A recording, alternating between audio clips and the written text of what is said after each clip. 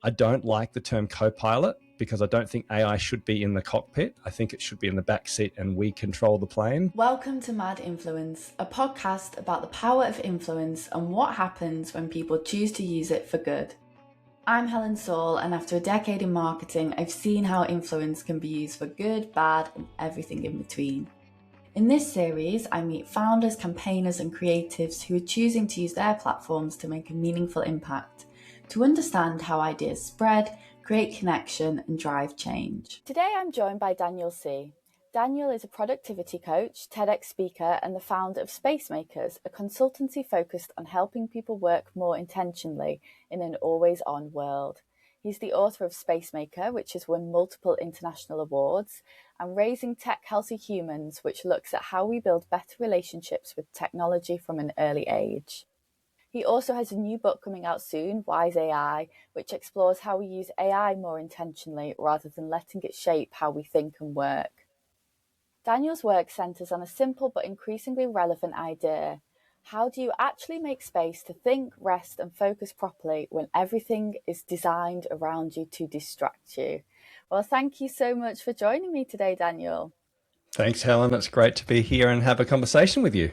Yeah, it's amazing to have you dialing in all the way from Hobart today, right? I know Hobart, which for those who don't know where that is, it's at the bottom of Australia. It's a bit colder than most of Australia and it has beautiful mountains. So it's definitely worth a visit. Amazing. Well, yeah, very happy to have you, and especially to be talking about the topic we're going to talk about today. It's something I've got a personal interest in. And I thought a good place to start would really just be, you are someone who has really focused your career on trying to help people use their time intentionally. And what brought you to doing that? Yeah, it's a great question. I think I kind of fell into it a little bit, to be perfectly honest. I used to be a physiotherapist. That was my first career, and I ended up in management. And it actually began where I turned around at one point and realized I was trained as a physiotherapist in, anatomy and physiology and biomechanics. And yet I was spending a third of my time typing away at this thing called email. It was doing my head in. I had flagged and unflagged emails and read and unread emails. And I'd wake up feeling like I had a ticking time bomb in there. And it was the first time I realized that a manager and a management role is very different than maybe a worker, at least back then, and that I hadn't been trained in how to work. It led me on a journey to start thinking about, firstly, how do I get my inbox under control and get to a zero inbox? But then it led to a broader conversation, I suppose, about how do we use our time and why do we do what we do, and how can we be intentional in the way we shape our habits, not just to get stuff done, but to live a better life, to do what I call making space. Yeah. You said something really interesting then. You said most people haven't been trained in how to work, the actual practice of doing the work. And I think it's definitely true. People often just go into work without even thinking about how they're going to manage their time and the tools in order to do that. We often neglect that side of training. What do you think are the biggest either mistakes that people make or the things that people are just getting wrong because they haven't had that training? Yeah, and look, I really like the work by Cal Newport. He wrote a book called A World Without Email, which actually wasn't a book about email at all. It was a book about workflow management, which is a boring term, but essentially it's how do we work, okay? And what does it look like? And his big argument, which just puts language to something I've been saying for a long time as well, his big argument is we've given people fast and free communication tools like email and Teams and Slack and other tools. And we've basically said, good luck, you're going to be fine. On the assumption that knowledge workers are best given autonomy, which was true in the 1950s. But now, multiple years later, if you give people Teams and Slack and email and an open calendar and AI and say, good luck, would they end up on the silly, busy work treadmill, working enormous hours, being completely frantic, being interrupted, losing their attention, being distracted, unable to do focused, meaningful work or even build meaningful relationships because it's just constant chip, chip, chip, chip, banter, interruptions. So we've actually got to a situation in our world where the technologies have become so connective and so free and easy to use that if we don't add more rhythms and structure together individually and as a team about how we work, then it's just constant noise. People tell me we have legislation in Australia. It's probably similar in the UK called the right to disconnect legislation. I know they have it in Canada and France. So essentially you have the right to not be emailed by your employer at the middle of the night. Okay. But what I often say is that the reason people want to work out of hours is because they can't do work during hours, because the office is so distracting and it is so frantic. So if we want people to have a better life, they need the right to disconnect in hours to do focused, concentrated, meaningful work. I don't know if that answers your question, but I suppose what I'm suggesting is we need to restructure how we work and help people think about, when do we email? How do we use project tools? When is our door closed? When is our digital door open? Et cetera, et cetera. Do you see that in your experience? 100%. Yeah. Yeah. I really resonate with everything that you said. I'm really interested in this right to disconnect. We definitely don't have that law in the UK. You're right that it does exist in France, and I remember it being a big news story when it happened here in Europe, and people saying it felt very French, the idea of, this right to disconnect. And I'm curious if you think there's something like culturally in Australia there. I know that you've been the first on other laws as well, also relating to the digital world, things like the recent social media ban for people under 16, that's really sort of set a precedent that other people around the world have then wanted to kind of replicate. Do you think there's something culturally that is getting you a bit more in tune to this idea of not being constantly hooked onto the algorithm? It's a really good question. Firstly, I would say I don't think the right to disconnect legislation necessarily works, because the problem is how we structure our work, not just how we use our time outside of work. If I can't do my job at work because I'm in back-to-back meetings and there's so much noise and interruptions, I have to do my job. Otherwise, I'll lose it. So I have to do it out of hours, right? So then to ban me from emailing out of hours becomes a problem. So I think we have to think about it more holistically. That said, it's obviously good to stop bad bosses from emailing you and harassing you out of hours. It's always a nuanced argument. In terms of the Aussie context, it's weird because we have this kind of laid back Aussie culture where we say we have barbecues and beers and, eat sausages and snags on the barbie. And at the same time, we're a bit of a nanny state. We actually have enormous amounts of regulation and rules. So I don't know. I wonder if there is that connection when it comes to digital well-being. You mentioned then how in practice it often doesn't work, and that it's more about how we structure our working systems. So what are the types of things that you really advocate for to try and get people who are maybe new to this subject or new to thinking about working intentionally to begin with? Yeah, so look, I typically work with 3 different areas. I mean, one is strengths, helping people understand their strengths because that impacts how they work. One is helping them with their skills. So that would involve individuals learning to take ownership of how they work. So how to build an inbox zero system, how to time block on a regular basis, how to plan their week, how to avoid distractions, how to turn off notifications on their email, those kind of individual skills. And then I think we also need to tackle the systems, because what I notice is you can take an individual who has good intentions and put them into an open office which never stops talking, and they won't get any deep work done. And so if I think about your question, what would I recommend? I care about helping people make space. And that means to help people to reflect on who they are and how they want to live and how they want to show up, whether that to be space to think or rest or plan or breathe, but then to retrofit their habits so they live that life. That's really what I mean by productivity and making space. When it comes to workplace productivity, I think making space is about carving out time for what I call 4 rhythms, which is deep work, which is concentrated, focused effort on something that matters. Deep thought, which is the ability to actually think strategically and to have time aside to reflect and plan. Deep rest, which involves self-care and well-being. And deep relationships, which is the connective piece and intersection with your teams. So I think that to shape a culture that enables people to have deep work and deep thought alone requires that you create systems where you remove the noise and give people shared ways of working so they can concentrate for a sustained period of time without a notification, without having to respond immediately, without having a tap on the shoulder and being interrupted. That's the principle of trying to give people deep work.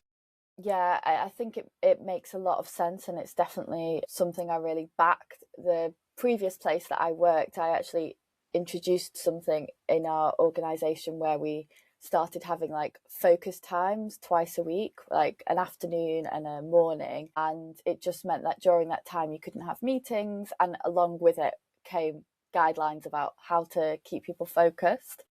And it's something that I think is really important in this world of kind of constant interruptions. You referenced, actually, you mentioned about being distracted in the office, and it made me think about actually the virtual office and the fact that we have all these channels like Teams, Slack now.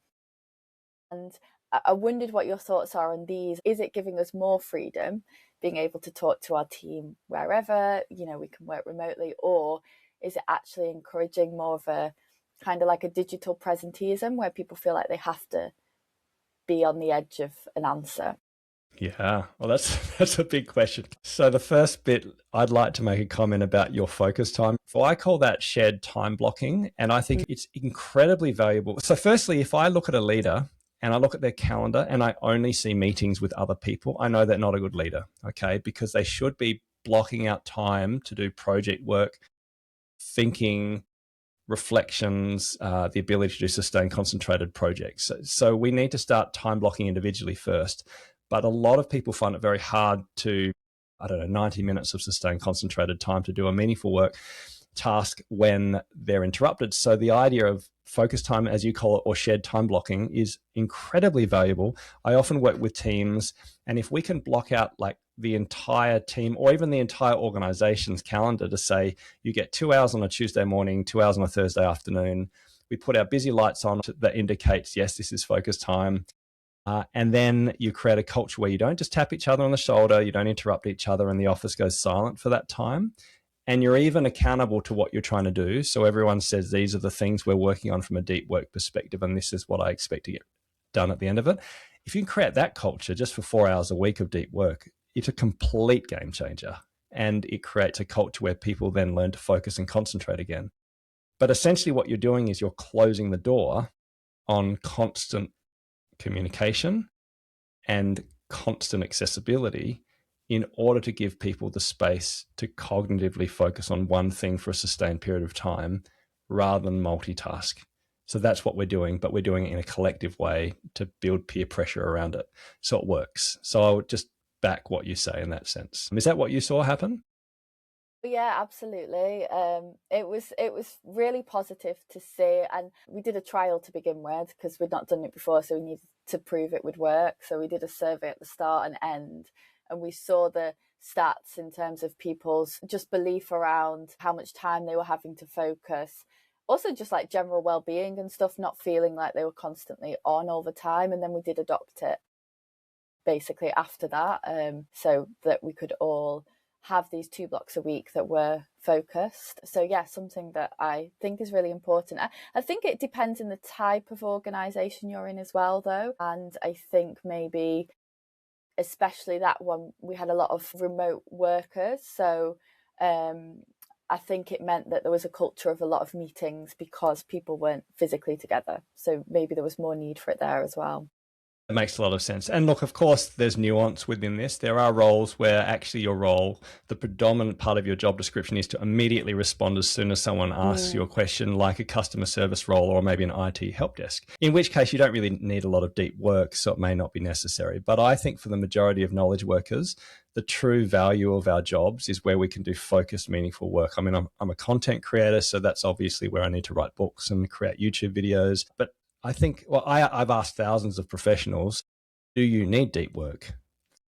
95% of that, put their hand up saying they need a lot more of it. And it's always about the same types of stuff. So that's what we're losing. AI will sweep up all the shallow work and all the simple stuff. The jobs and the value in our work is the deep stuff. And yet we're not creating workplaces that support it. The second part of your question was about what happens with remote teams and freedom. Even if you have a remote team, you still need to have boundaries and the ability to open and close your digital door rather than simply have it open all the time. I think that's absolutely true. When people tell me they have an open office, I know that they're not a good manager, because there has to be a point where you close your door physically. and actually do some of the stuff you promise your staff you'll do. So the best managers have an open door a lot of the time, but then they deliberately teach their staff when their door is closed, either as a rhythm or as a practice. The same has to be true with teams and their digital doors, and that's particularly true with hybrid and remote teams. I've worked with hybrid teams who get absolutely nothing done because it's literally constant Slack messages and Teams, and it's like a never-ending conversation. It's an incredibly distracting, unhelpful way to work. There are other teams who put the same types of rhythms and guardrails around their time, where they're on and then they're off, where they collaborate and then they concentrate. But if you don't structure it, the pendulum always swings to full party mode, which is full collaboration, and you'll end up being busier, more reactive, achieving less. That's what our tools encourage us to do nowadays. We have to deliberately build in practices and cultural norms to do the opposite. Yeah, definitely agree. You mentioned just a little bit earlier, you talked about AI and how it's going to sweep up the shallow work. And I know you're due to launch a book soon, actually, around AI and using it more intentionally. And so I wondered if you think, are people at the stage where they are using AI in an intentional way, or are a lot of people still in the experimental phase where they're not really thinking about how they're using it in practice? Yeah, look, I think the AI, it's such an enormous, fast-moving beast that we're just trying to keep up and work out where it fits at this stage. Obviously, people are at different levels of it, but I don't yet see a deep intentionality, which is why we wrote this book. So the book's called Wise AI, Using Powerful Technology in a Deeply Human Way. And the core premise is based on the research that's just emerging, that there is a default path of AI, which I think is the path of saving time, but not making space. And then the narrow path, which we call Wise AI, is where you use the time that you save with time-saving tools like AI, and you actually have a better life. Like, you make space for deep work, deep rest, deep thought, deep relationships. So what I'm seeing as the default path is that we're using AI. It is saving us time, and it's allowing us to do things faster and better if we use the right prompts and we have the right approach. So I think we're starting to get some of that. But then when I ask people who say, I love AI, it's saving me so much time, things that used to take me 3 days now take me an hour, right? I then ask those same leaders, that's fantastic. So tell me about your work-life balance. Are you heading home on a Thursday with nothing to do and a zero inbox and all your projects done? And guess what? They laugh, right? Because no one is less busy. In fact, I'm seeing an increase in the amount of work we're doing, an increase in the multitasking, an increase in the meetings, an increase in the emails, an increase in the overload, and even less deep work. So that's what I've been seeing in the people I coach. The more we use AI and the more we save time with AI, the busier we become. That's a question we wanted to answer in the book.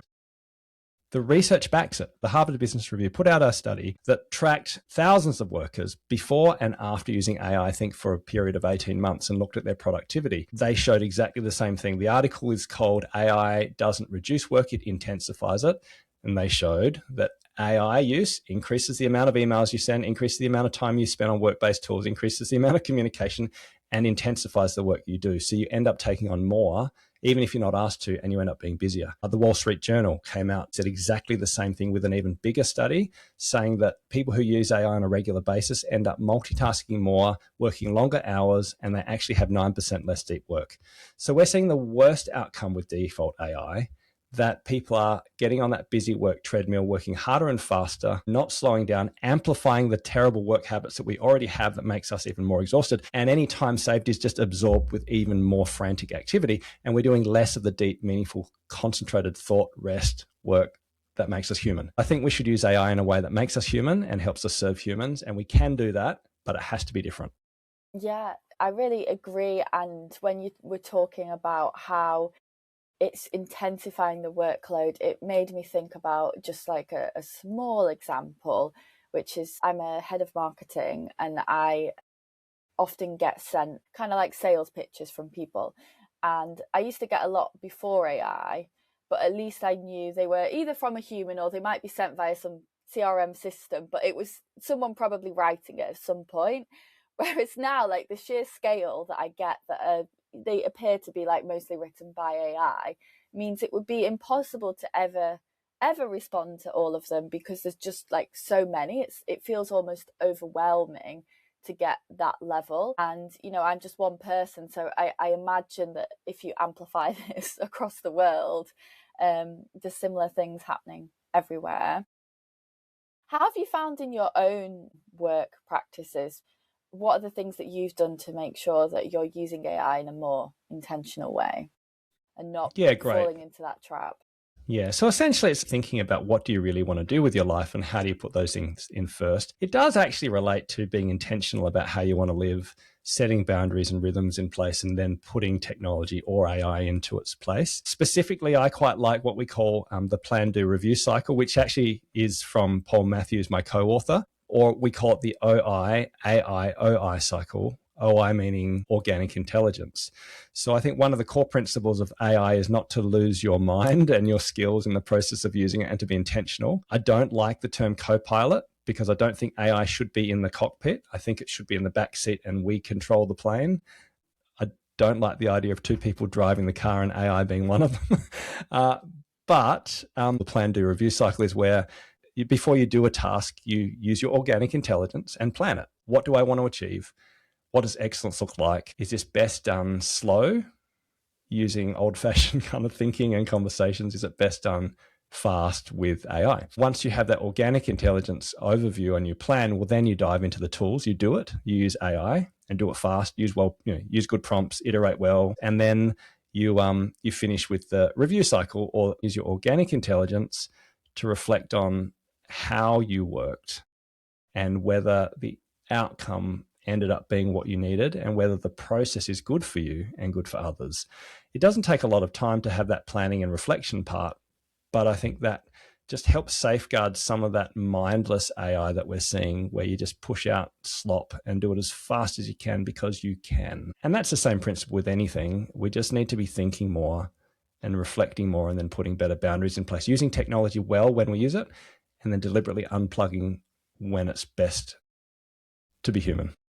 Yeah, I really like the idea of kind of relying on your organic intelligence, first of all, before going into it. I know earlier on we talked about the difference between the individual and almost things at a more societal level. And you just mentioned then about how there's a lot of like AI slop. And so I wondered about, for an individual who is, thinking about whether to do it organically or using AI, first of all, but they're surrounded by this society of people that seem to be all churning things out with AI. Does it make it more difficult because you feel like you're the odd one out, or you're left behind if you don't approach it in that way? Yeah, absolutely. Look, as you know, my second book was Raising Tech Healthy Humans, which was about how do we help parents navigate tech with their kids. With that book, I mean, I've spoken to thousands of parents, and everyone wants their kids to not be on social media, even before the ban. I mean, we've been growing this awareness for a long time. And yet, well, at least everyone wants the kids to have a different relationship with social media. And yet the challenge is exactly what you said, but everyone's doing it. And if everyone's doing it, well, how could I say no to my children? I'd be a bad parent, and blah, blah, blah, blah, blah. Even the research says as soon as your kids are on Instagram, it ruins their mental health, and it increases their loss of focus, and their attention falls, and their numeracy and literacy falls. It's just this kind of damned if you do and damned if you don't thing. So it's just when you spoke that, I could literally rewind what you said and put it into the parent realm, and it is literally the word for word what they said, right? So if I'm just translating that idea for adults, well, if we're sitting there thinking all of our workers are using AI quicker and faster, they're producing more, they're using it for everything, they're relying on agents, they're multitasking throughout the day. Look, you can do the default path and follow everyone else, just like you can take the social media route if you're a 13-year-old and follow everyone else. But I think it'll lead to reduced attention, reduced work, and it's not the path of career success. I actually don't believe that, because anyone can do that, right? Or you can pause and reflect, put in thinking rhythms, think about what does excellence look like? What are your values? How do you want to live? And what might the future look like for you?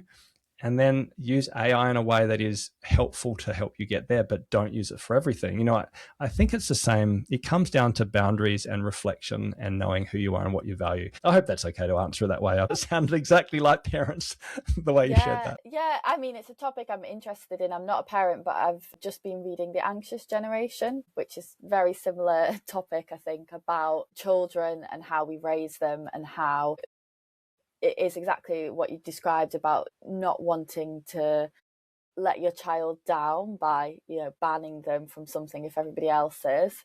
But at the same time, we've just sort of given them, unrestricted access to essentially a drug that is hooking them into things. So yeah, I do think it's a really interesting and relevant topic as well. Yeah, I love the quote by Robert Frost. It's an old poem. I'm sure you've heard of it. The road not traveled, the road not taken. He says 2 roads diverged in a wood, and I took the one less traveled by, and that has made all the difference. And if I summarize space making, or how I understand being a space maker, it's to take the road less traveled. It's to pause and reflect and think about how you live, how you work, who you want to be, and how you want to use the technologies that we're given. And often the fast, wide, easy road is the busy, silly road that doesn't get you where you think it will go. And pausing for long enough to either reflect and use technology differently is often part of the narrow road. So I suppose I see it as simply as that. Yeah. And it's as hard as that. Yeah. What would you say are some of the ways in your own life that you've taken the road less traveled? A really good question. Well, I don't know. The first thing that comes to mind is I live in community. So I mean, Australia is a very individualized country. And I remember thinking, I traveled overseas and lived in a village in Vanuatu, and I came back realizing that we are so lonely and we make decisions so independently, and that rugged independence is not how I wanted to live. The research seems to back that. So we bought 2 houses. We bought land with friends, and we raised 6 kids between the 2 families. My daughter's 18 now. My youngest is 14, but one of theirs is left home. We've eaten together every week for 20 years. Wanted to have a house with no fences and open our homes, our fridges, our lives to friends, and have a community raise our kids. And that was hard, but it's one of the best things I've ever done. So that's one example. I don't know. I think that's an perfect example. Yeah. Is that something common or uncommon in Australia? I don't know anyone else who's done it. So it's really the road less travelled. It's the road. Oh, look, one of communities are a bit more hippie, where you might have a large, but we're just 2 professional families that wanted to live a little bit more connected. There's not many families that I've known in that situation. We can't be unique, but yes. It's certainly not a common occurrence. So how does that come about? Was it people you were already friends with? Were you specifically, you had this idea, you just come back from your trip and you had an idea in mind and were on the lookout? Yeah, look, I moved to Hobart. We met a beautiful couple, and they were living in a share house, and we were living in a different share house. It's easy when you're in your 20s. But then we both had kids, and we liked the idea of living in community, but we realized that living in an actual share house with a baby doesn't work, and we both realized it at the same time.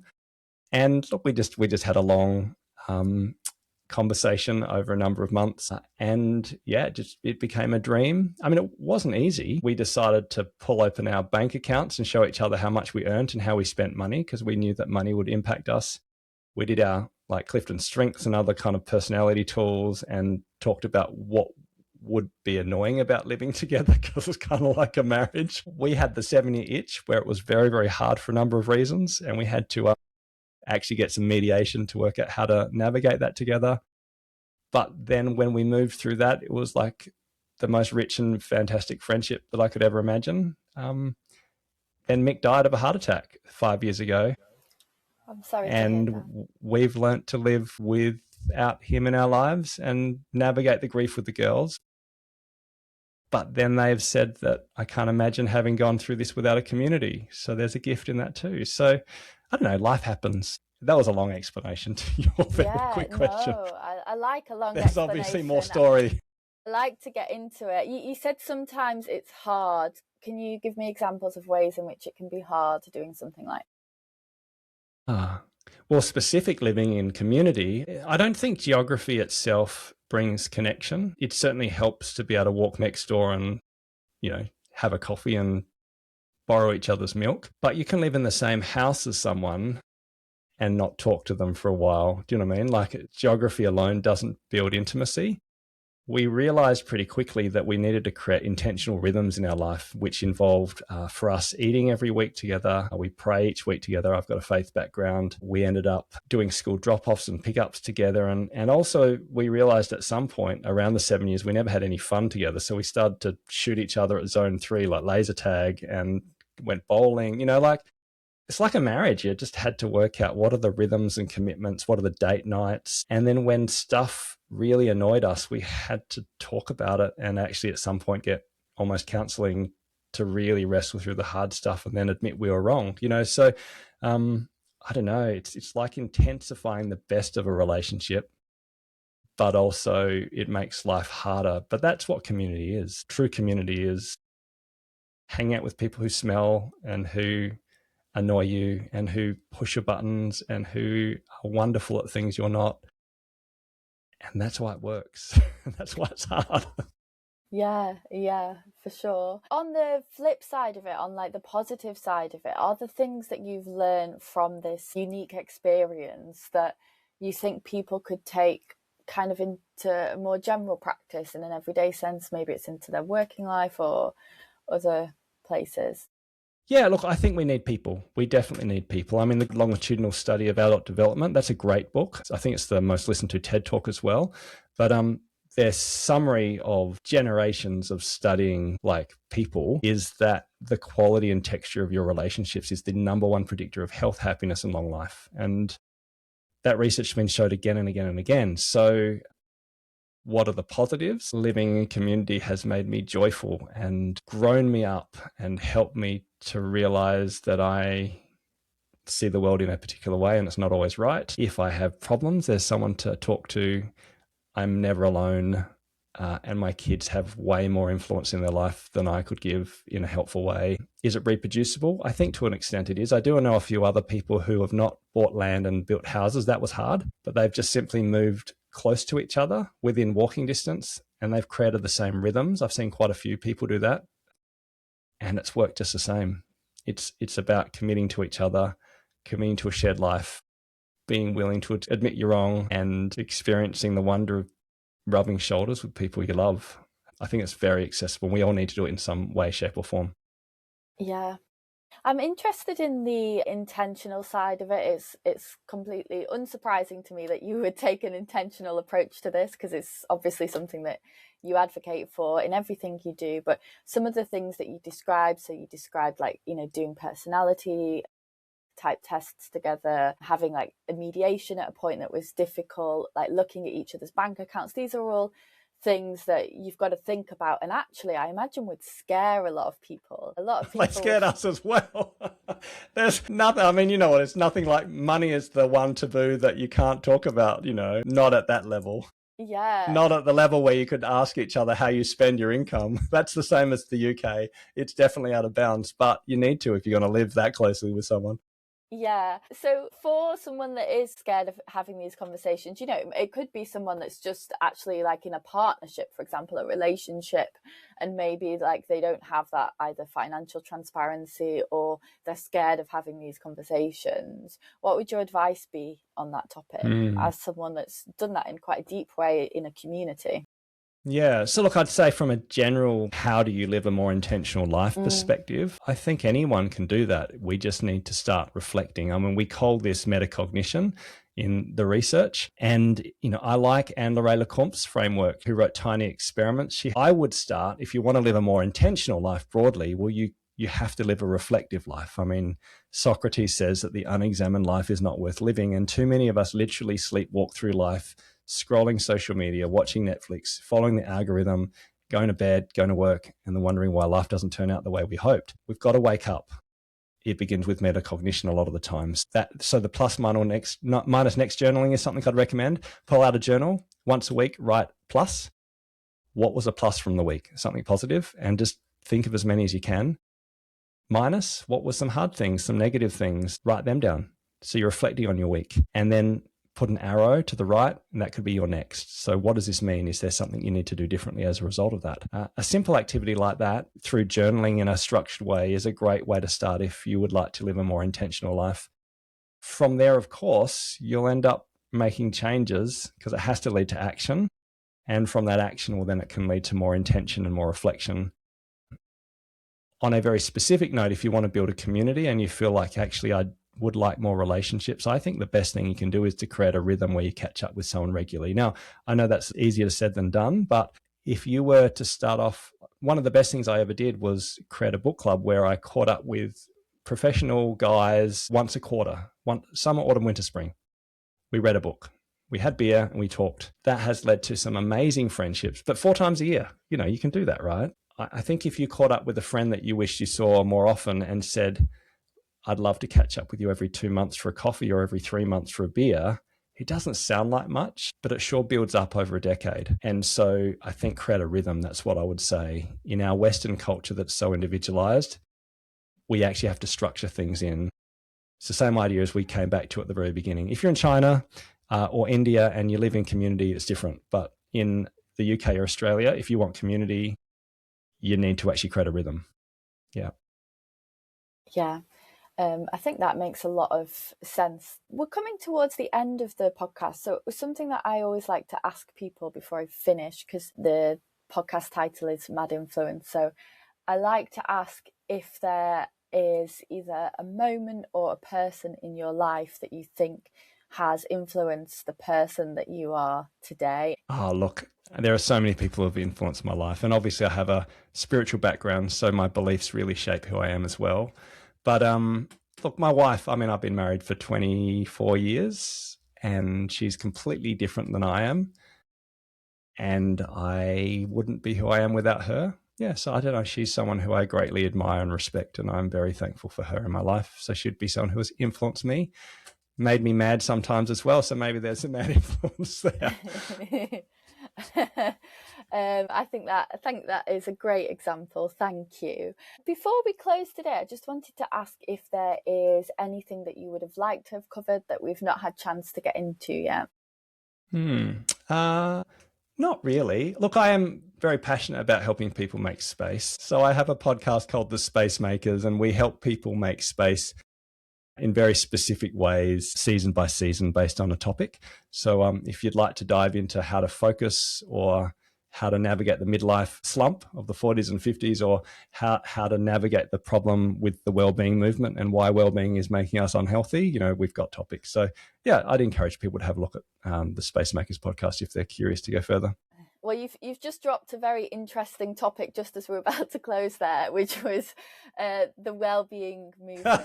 Why Yes. it's bad.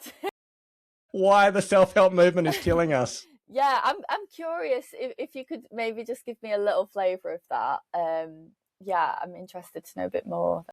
Right. It came out of a conversation I had after a keynote.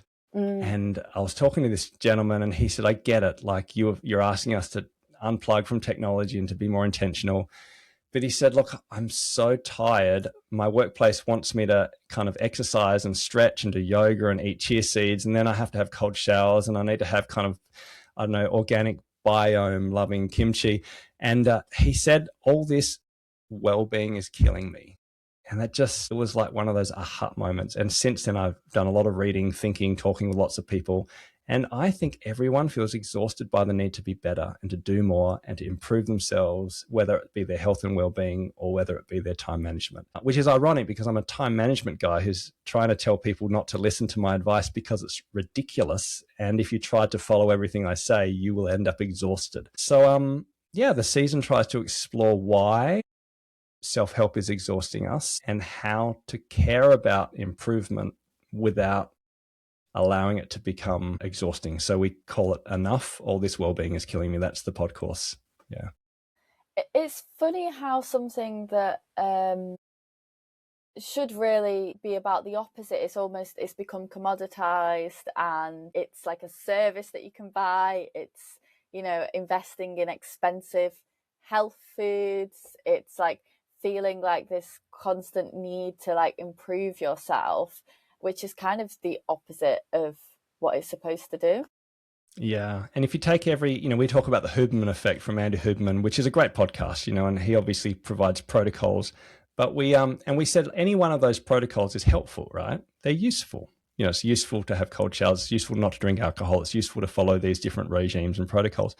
Then we listed just the last 40 protocols that he shared, and you feel like drowning or like hiding under a blanket, pretending the world doesn't exist, because the implicit message is that you're a complete failure if you don't do these protocols, right? So there's something about the weight and the commoditization and the consumption of well-being and self-help that is exhausting us. But we think behind all that, and I won't kind of give the punchline, but essentially I think our worldview, our individualism, and some of how we need to define who we are and our own sense of self and identity, I think is actually hidden behind that, which is why it's even more exhausting in the West. But obviously we spent 10 episodes trying to explore it because it's a big, deep, hard topic. But hopefully that is a helpful thing to at least share. Yeah, no, definitely. Yes. Thank you so much. It's been a real pleasure speaking to you today. I think we've covered a lot of interesting, diverse ground. So thank you for being here with me today. I've really appreciated it. Thank you so much, Helen. It's been fantastic to meet you. I appreciate it. Amazing. Thank you for listening to Mad Influence. This is the part of the episode where podcasters tend to ask you to subscribe and most people don't bother, but I would really appreciate it if you could do, because it sends a signal to the platforms to say that the content is good, more people get to see it, and we get to grow the podcast and invite more guests on in the future. So if you could press follow or subscribe on whatever platform you're listening to or watching this podcast, I would really appreciate it.